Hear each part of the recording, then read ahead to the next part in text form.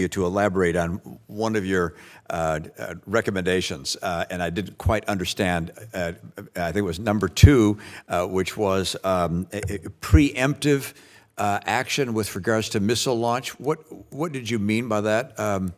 And perhaps give me some logic or some pros and cons. Sure. So one of the problems we have, Senator, is since last year, North Korea has done over 100 ballistic missile tests.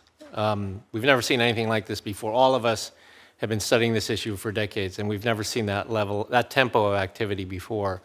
Those tests are for demonstration purposes, but they're also for advancing their capabilities. You need to test to know whether it works. And we really don't have a good way of deterring those tests. When we're negotiating with them, I think as Jenny would agree, they don't test as much, but they're not interested in talking right now. At the same time, the 3 allies have gotten much more integrated in terms of missile defense tracking, real-time early warning, these sorts of things. And my point is that given that this is a moving target and it's getting worse and worse, what else can we do to try to deter them from testing? So one of the ideas there, and it's a risky one, is declaratory policy, to say that we reserve the right to actually take down a missile if it's headed over Japan or if it's headed towards Hawaii or the west coast of the United States. And that could be a mid-course intercept, or it could be on the launch pad. Now, they're firing now mobile missiles, so it's harder to take it out preemptively. But the idea is that we need to consider something to deter further missile testing, and we don't have anything that's doing that right now. It's risky. I acknowledge it's risky, but perhaps we're at that point now. Thank you. As I think about the last couple of decades with our relationship with the PRK, DPRK, it seems to me that we've gone from pillar to post, guardrail to guardrail, from being aggressive and oppositional at one hand to writing love letters on the other to having a meet. I mean, we've been all over the map. It strikes me that we have no consistent strategy or policy with regards to the DPRK.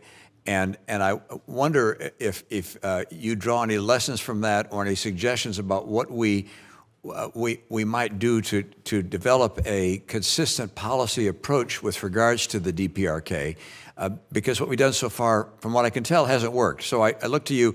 Are there lessons learned from the last decades that we ought to consider as we think about the next decades? And we begin with you, Dr. Hsu.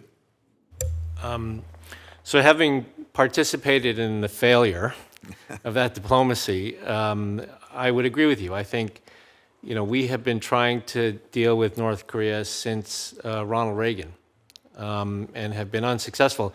The deal that we put on the table effectively has been the same, which is, they freeze and dismantle their major programs in return for economic assistance, food, political recognition, and a peace assurance on the peninsula and the region. It's come in different formats, bilaterally or multilaterally, 6-party talks, but I think we have to come to the realization that's not the deal that they want anymore. And frankly, we're at a loss as to what to pursue next. I mean, as you said, we've tried everything from expert working level talks to summitry, leader to leader, on at least 3 different occasions, right? In Singapore, in Hanoi, and at Panmunjom. And none of those have reached a conclusion. I mean, I don't want to sound skeptical, but I think that it's very difficult to imagine a deal that would satisfy us that could be had with the current regime in North Korea. Or the things that they would want to have a serious negotiation are things that's very difficult for us to give up, like our alliance relationship with South Korea, our troops on the Korean Peninsula, our forces in Japan as well. So I guess one of the main lessons that I've learned from this is that it's not really the modalities of the negotiation or what's on offer. The problem right now is that the deal that makes the most sense from a U.S. and allied perspective is not the one the North Koreans want. Yeah, thank you. Mr. Snyder? Yeah, as I think about the history, and it's a long history, I think less about a cycle than about a progression in which things are getting worse. We are learning things about each other, and I think that what we are learning with each iteration is actually making it even more difficult to bridge the gap.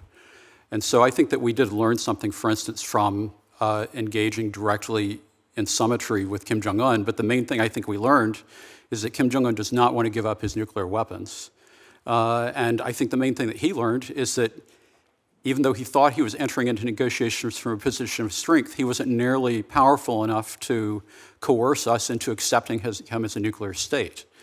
And so that dynamic is problematic, but I think that where the real challenge comes is that we have spent so much time focusing on denial that we have not necessarily looked as closely as we needed to about how we can stimulate the pace of change inside an authoritarian, near totalitarian regime in such a way is that it can evolve in order to make different choices. Yeah. And it's an exceedingly difficult challenge that I'm putting on the table.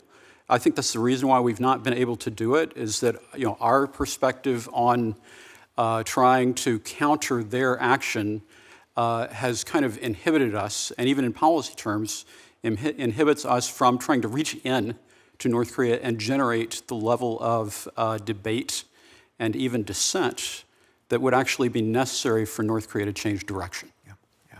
Thank you. Ms. Town? Thank you, Senator. It is an important question, and one that, there's no easy answers to. I think, part of this process is we have to understand that North Korea is also growing stronger every year. Where we started in negotiations with North Korea is not the North Korea it is today. And North Korea has nuclear weapons. This isn't a non-proliferation challenge. When we started negotiating in the 1990s, we were trying to prevent North Korea from building nuclear weapons. And we tend to still have that same proposition when we go into negotiations now, despite the fact that North Korea tested their first nuclear weapon in 2006 and has since then conducted 5 other tests. I think we need to understand that what we're dealing with now, the nature of the denuclearization challenge right now is not non-proliferation, it is disarmament. And I think that really takes a very different approach in order to solve of how do you convince an insecure country to disarm and to trust that we have their best interests at heart, especially when there are examples out there that would prove otherwise. And so I think, that's the fundamental problem with our approach today, is that we still continue to hold on to this notion that we have time, that we can keep North Korea at the train station, and instead they're already racing down the track. And what we're trying to do is stop a moving train. So in doing so, I think we need to be more agile. I think one of the lessons we're learning is we need to be more agile. Right now, we tend to always approach this issue in a denuclearization-centric approach, where if North Korea is not willing to talk about denuclearization, which they are not right now, then we're left empty-handed. They have all of the agency to control the process. Because we're not really interested in talking about anything else at the moment, even though we do have other security concerns, and especially about preventing nuclear conflict on the Korean Peninsula. So I think we need to be we need to take these lessons to heart and actually start to pull that process apart instead of looking for the big ideal get to the end of the road kind of agreements. We need to start building this in steps. We need to start providing the kind of incentives and kind of early wins that would help create some momentum in any negotiation process. And we need to be open to talking about issues other than just denuclearization, especially just to rebuild the relationship itself. Thank you. Thank you, Mr. Chairman. For the last several years,